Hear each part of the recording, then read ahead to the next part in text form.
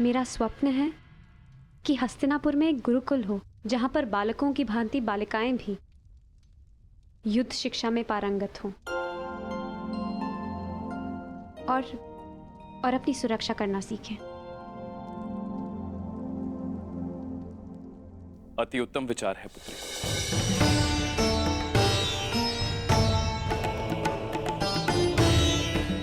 प्रणिपात प्रणिपात प्रणिपात।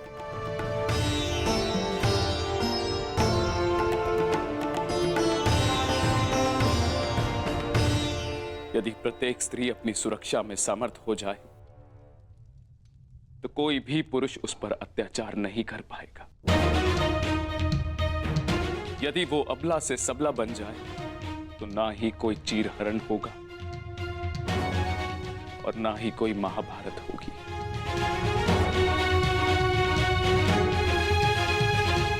ज्येष्ठ पिताश्री, आपने स्मरण किया? हाँ पुत्र, एक महत्वपूर्ण निर्णय लिया है जो मैं तुम्हें बताना चाहता था।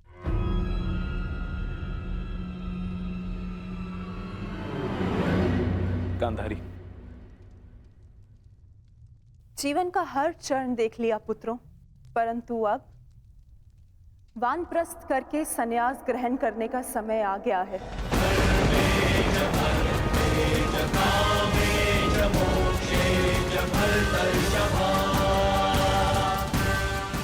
हाँ पुत्र, हिस्ट्री जीजी और मुझे विदा लेने की आज्ञा है।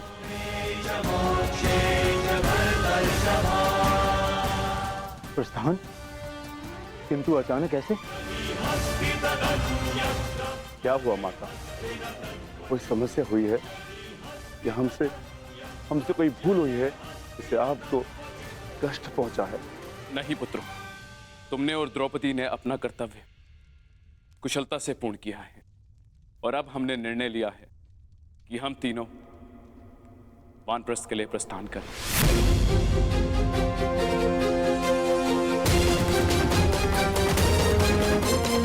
तीनों वानप्रस्थ के लिए प्रस्थान करें।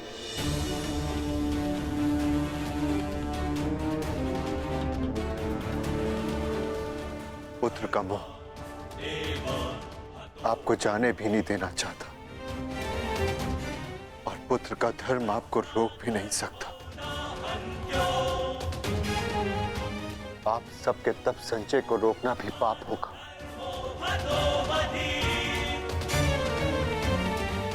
आदेश दीजिए ज्येष्ठ पिताश्री। व्यवस्था हो जाएगी। पुत्र, मुझे तुम पर गर्व है।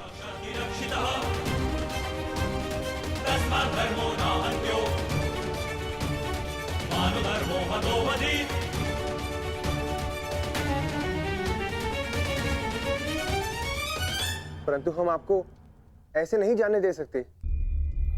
आप सभी के साथ हमें भी एक उत्सव मनाने का सौभाग्य तो मिलना चाहिए ना।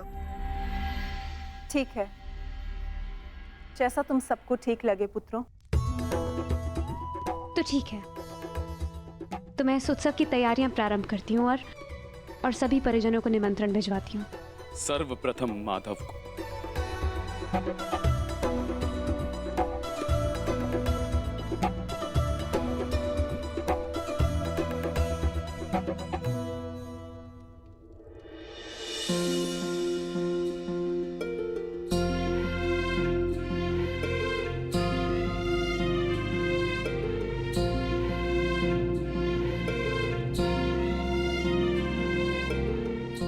सखी ने निमंत्रण दिया है, स्वीकार करना ही पड़ेगा।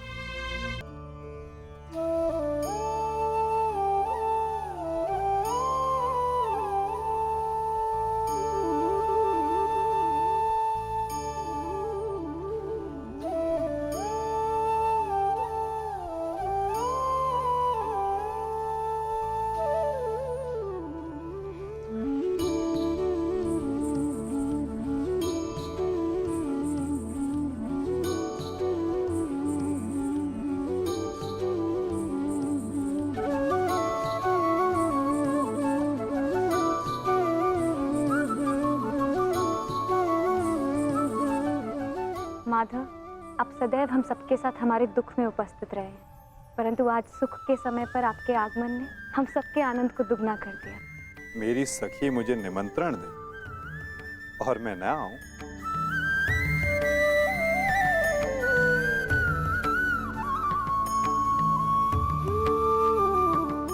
तुम सबका परिश्रम स्पष्ट दिखाई दे रहा है। जब प्रेरणा देने वाला शुभ हो तो परिश्रम का फल भी शुभ ही होता है माधव। आइए माधव, अपना स्थान ग्रहण करें।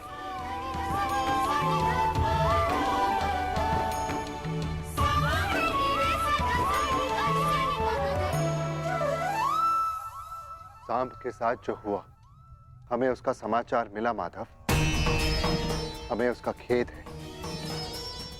कुमार सांब के शल्य चिकित्सा के पश्चात उनकी पेट से ये मूसल निकला है। समय का चक्र और नियति को कोई नहीं रोक सकता धर्मराज। परंतु मुझे सदा खेद रहेगा।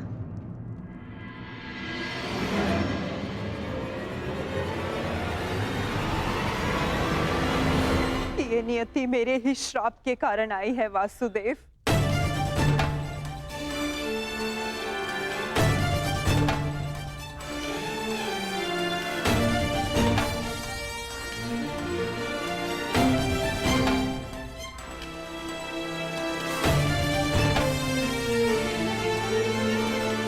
प्रणिपात राजमाता। संतोष मिला कि मेरी भूल के पश्चात भी आपका यहाँ आगमन हुआ वासुदेव। नहीं राजमाता, मैं आया क्योंकि मेरा यहाँ उपस्थित होना आवश्यक था। मुझे क्षमा कर दीजिए वासुदेव। बीते समय पर शोक मनाने से कोई लाभ नहीं। आनंदमय तो ये है कि हम सभी आने वाले नए भविष्य का स्वागत करें। कैसा भविष्य माधव? बधाई हो सम्राट, महारानी वृषाली ने पुत्र को जन्म दिया है।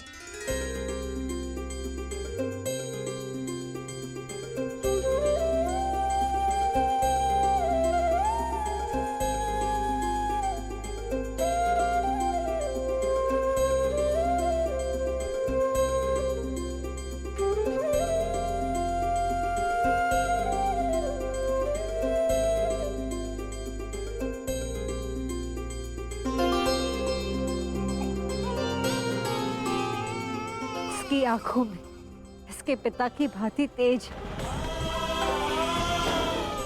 कल्याण हो। बुआ श्री, इस बालक का नामकरण कीजिए।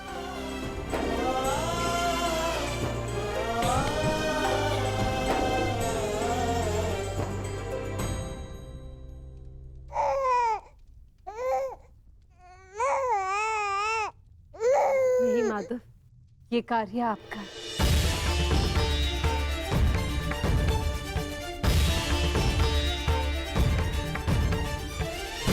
क्षमा शमोस्तेयं शौचमिन्द्रिय निग्रहा।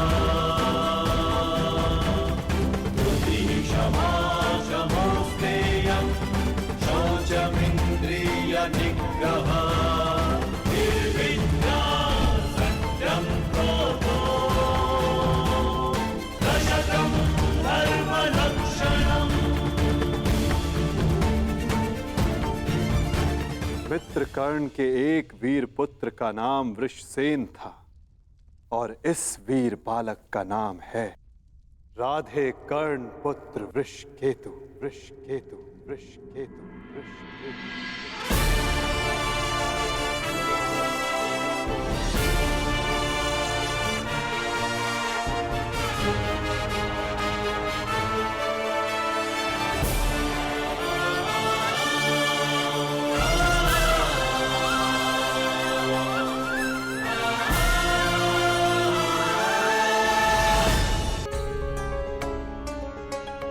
समय सी शक्ति है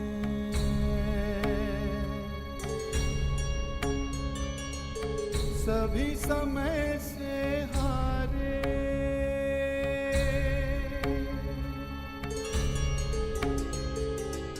समय ऐसी शक्ति है, सभी समय से हारे।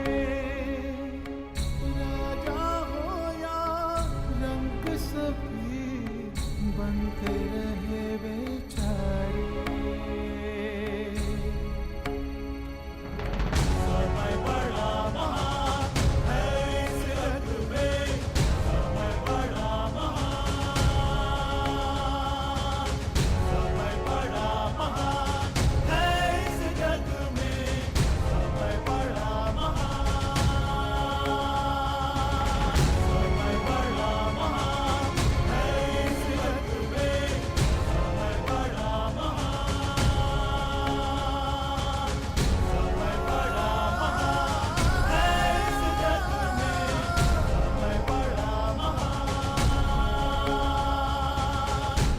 18 वर्ष पश्चात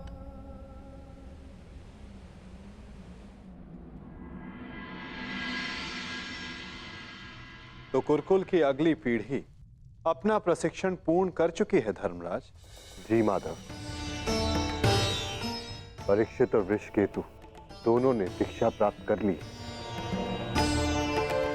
अब सत्ता को अगली पीढ़ी में हस्तांतरित करने का समय आ गया। परंतु माधव महाराज,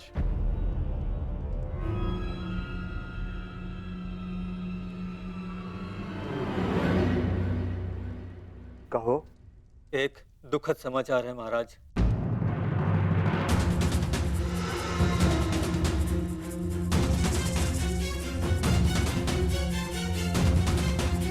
अभयदान दिया, बोलो क्या समाचार है? राजमाता कुंती। क्या हुआ है माता कुंती को?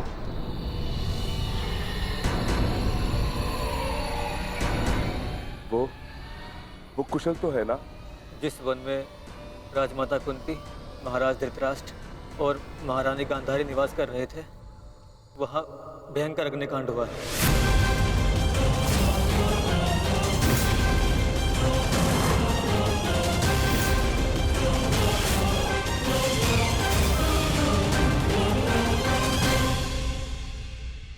और वो तीनों जलकर भस्म।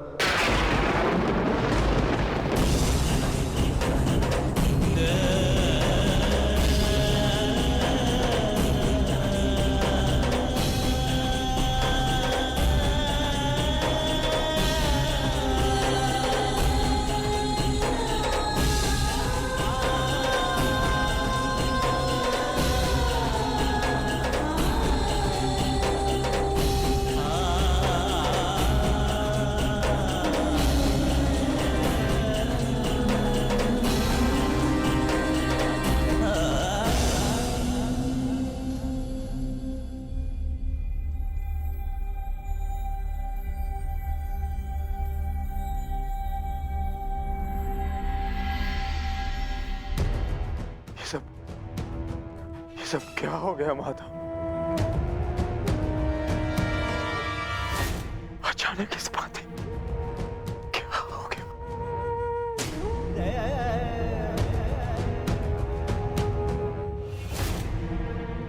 जो संसार में आया है उसे जाना ही है। महत्वपूर्ण ये है कि वो अपने जीवन से क्या लेकर गए और इस संसार को क्या देकर गए।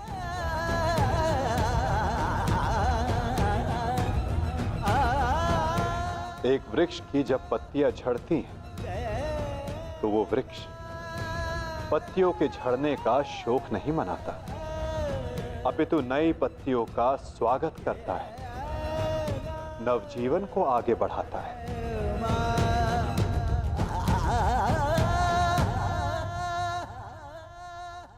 आप सब स्वयं को संभालिए।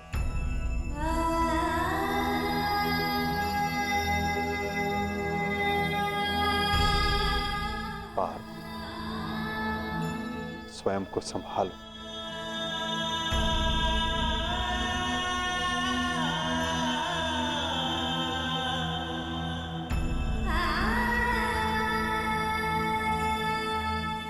धर्मराज, आपने अपना हर कर्तव्य, हर उत्तरदायित्व कुशलतापूर्वक पूर्ण किया है और परिवर्तन का जो वचन आपने दिया था उसे भी पूर्ण किया। और अब ये समय दुख मनाने का नहीं, अपितु अपना उत्तरदायित्व पूर्ण करने का है धर्मराज।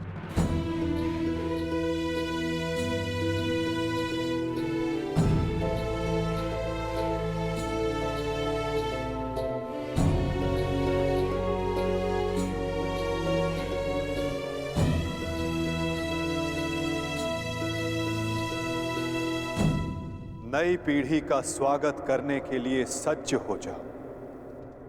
समय आ गया है कि हस्तिनापुर के नए युवराज को प्रजा के समक्ष प्रस्तुत किया जाए।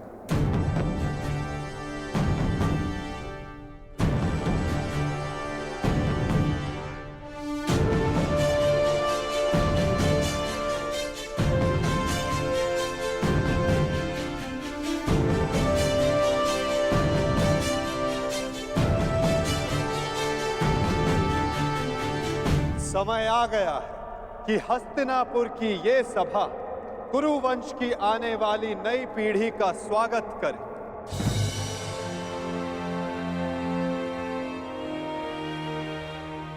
हस्तिनापुर के 2 महारथी, 2 युवराज,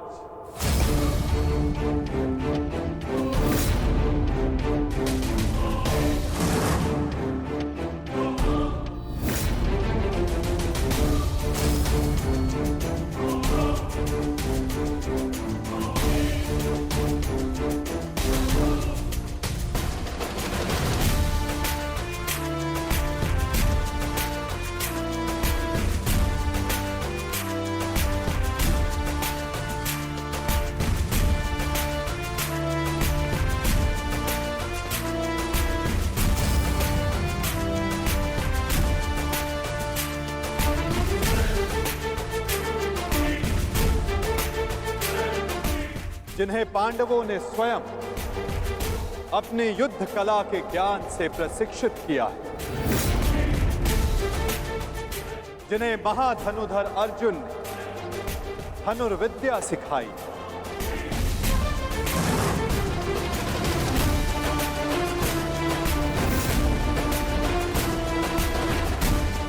जिन्हें महाबली भीम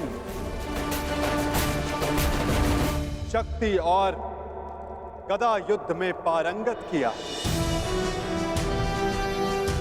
जिन्हें नकुल सहदेव ने खड़ग युद्ध में प्रशिक्षित किया है, जिन भावी सम्राटों को धर्मराज युधिष्ठिर भाले के प्रहार के साथ साथ धर्म के ज्ञान का आधार भी दिया है।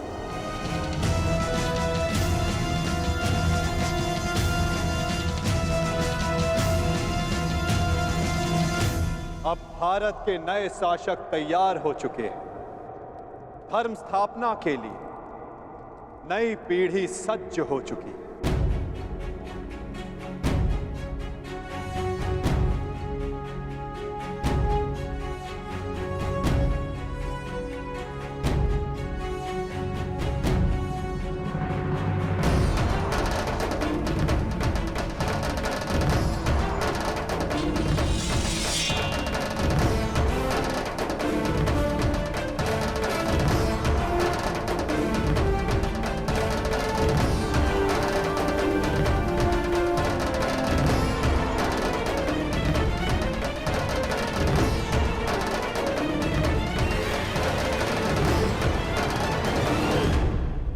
तो स्वागत कीजिए अभिमन्यु पुत्र अर्जुन पौत्र युवराज परीक्षित का।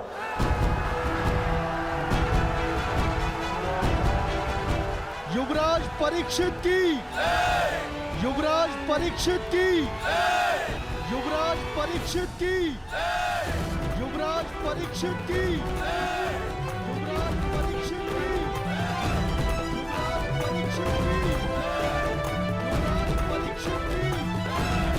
युवराज परीक्षित की।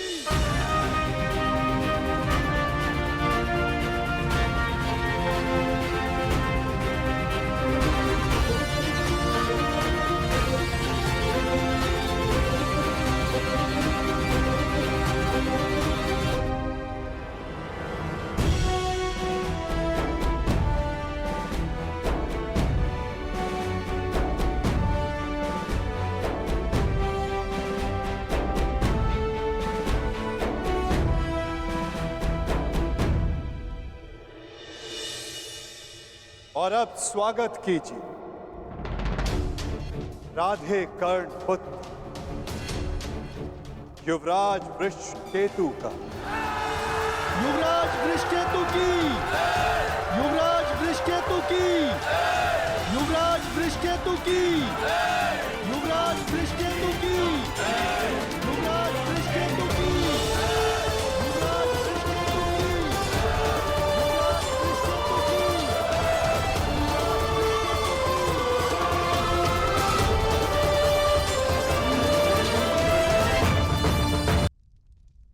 और अब स्वागत कीजिए राधे कर्ण पुत्र युवराज वृषकेतु का। युवराज वृषकेतु की, युवराज वृषकेतु की, युवराज वृषकेतु की, युवराज वृषकेतु की, युवराज वृषकेतु की, युवराज वृषकेतु की।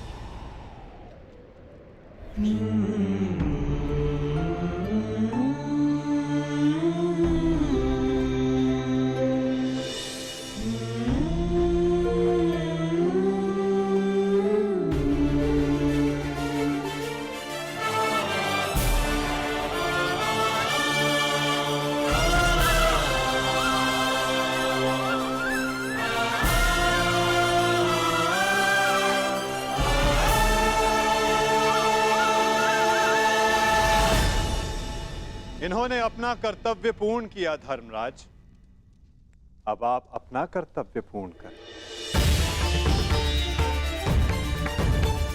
एक सम्राट का कर्तव्य होता है कि वो अपने उत्तराधिकारी को निष्पक्ष होकर चुने, केवल बल ही नहीं, बुद्धि प्रवीण हो, न्याय उचित, धर्म उचित हो।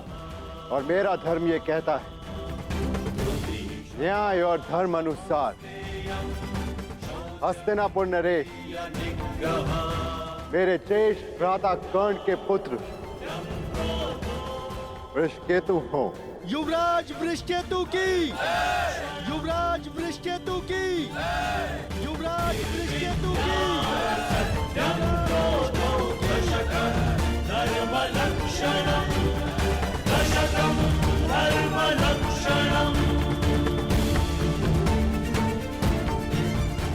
काकाश्री, मेरे लिए ये मान्य नहीं।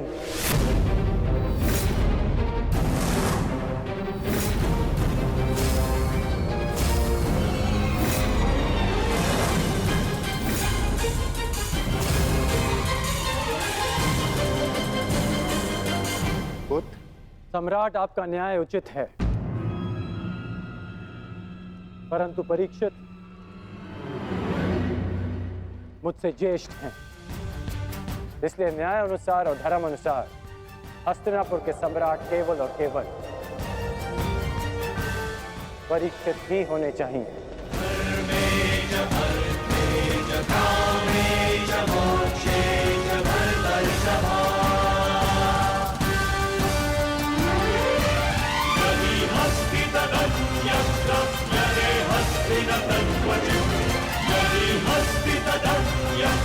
जले हस्ति न तद्वचित्